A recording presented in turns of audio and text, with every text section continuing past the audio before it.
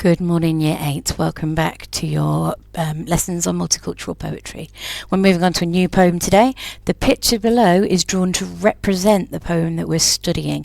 So what I want you to think about is what this poem could be about and why you think it. So just make some brief notes in your book. What's this poem going to be about? Okay? Pause the video and do that now. Okay, amazing. Welcome back.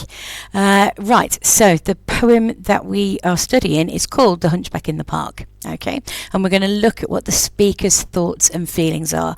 Now, there's something really important to know about this poem before we get started going through it, which is that this time the speaker in Hunchback is not the hunchback. The poem is about a hunchback, but the person speaking is somebody else, okay?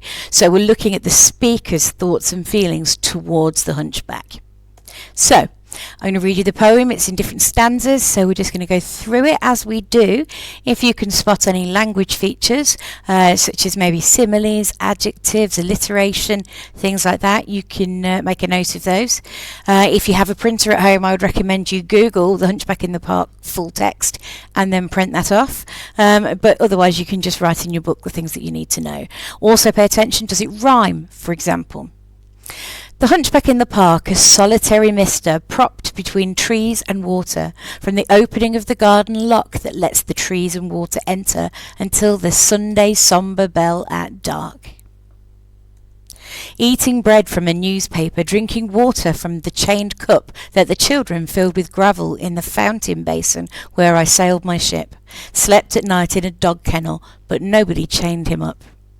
Like the park birds, he came early. Like the water, he sat down. And mister, they called, hey mister, the truant boys from the town, running when he'd heard them clearly, on out of sound. Past lake and rockery, laughing when he shook his paper, hunchbacked in mockery, through the loud zoo of the willow groves, dodging the park-keeper with his stick that picked up leaves. And the old dog sleeper alone between nurses and swans, while the boys among willows made tigers jump out of their eyes to roar on the rockery stones, and the groves were blue with sailors. Made all day until bell time, a woman figure without fault, straight as a young elm, straight and tall from his crooked bones, that she might stand in the night after the locks and chains, all night in the unmade park, after the railings and shrubberies, the birds, the grass, the trees, the lake, and the wild boys, innocent as strawberries, had followed the hunchback to his kennel in the dark. Okay, so have a go at summarising what you think's going on in the poem, and then we'll go through it together. So pause the video, write down what you think this poem's been about, and do that now. Okay, amazing. So we're going to go back to the start of the poem. Okay, which is here. So the hunchback, do you know what a hunchback is? Like the Hunchback of Notre Dame? It literally is a physical deformity that makes people sort of hunch over and their back swells up so that they look like, so that they've got a hunchback. They look like their back's hunched. You might know Quasimodo. He's quite famous, and there's a Disney film, I think Disney, about him as well. So this guy lives in the park. Okay, he's solitary, that means he's alone. He's propped between trees and water, suggesting he can't stand up very well by himself. He has to prop himself against things. So from the opening of the garden locks, this is a public park and it gets locked at night, okay? And he's there from the opening of the lock until the Sunday sombre bell at dark. Sombre means serious, okay? And the bell will come from a nearby church. Eating bread from a newspaper, so maybe that's something he's fished out of a bin, okay? He doesn't have plates or anything like that. The water he drinks is from the chained cup, so it's a public water fountain that he can drink from, but the children are filling the cup with gravel so that he can't drink nicely. So the water would be dirty. And then the fountain basin where I sailed my ship. So you perhaps are aware people take remote control ships or ships that they've built themselves, not remote control. And it's like a big pond basically, so it's where lots of people do those things. Stuart Little is an example. So in Stuart Little they go and sail the boat, and Stuart the Mouse is on the boat as well there. But that's an example of the kind of place we're talking about.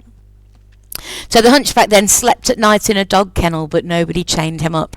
Now that's important. Dog kennels are for animals, so he's got a life that's no better than an animal. But even worse than that, you know, if you put your dog out for the night in a kennel, you would chain it up so it can't get away. So nobody's chained him up. Nobody cares enough about him to have even chained him up. Like the park birds, he came early, so he's there right from the start. Okay, he sat down. And the truant boys, so truant is when you skive school, when you don't go when you should do. So the truant boys run around and they tease the hunchback. They say things to him. So they shout at him and then run away. So they continue to run away. They go past the lake. They go past a rockery, which is a garden with lots of big stones in. They laugh when he shakes his newspaper at them, and he's been mocked. So mockery is when you take the mick out of someone, you take the, you know, whatever, you make fun of. And that carries on through the willow groves, and while they're dodging the park keeper, and the park keeper's got a stick, like a litter picker that you might have seen in schools, that picks up stray leaves. So the old dog sleeper between the nurses and swans, while the boys among the willows made tigers jump out of their eyes. So this is just a description of what's going on. So nurses in this sense is a nanny. Okay, so it's an old-fashioned use of the word nurse. So there are swans on the lake, there are nannies there pushing the pushchairs with their kids in, and there are old dogs sleeping as well. The boys are playing among the willow trees, but they make tigers jump out of their eyes, so their eyes are nasty. It's sort of like they've got a bit of wildness in them. Okay, or maybe they're just playing tigers. Maybe they're doing that together and they're deliberately roaring and, you know, getting their timber on, something like that. And the groves were blue with sailors. It just means there were lots of people there sailing that were sailors. That's all. So next, all day until bell time. So it gets to the end of the day when a woman figure without fault, so perfect, nothing wrong with her, straight as a young elm. An elm is a tree, straight and tall from his crooked bones, that she might stand in the night after the locks and chains. So when everybody else has gone home, he's imagining a perfect woman.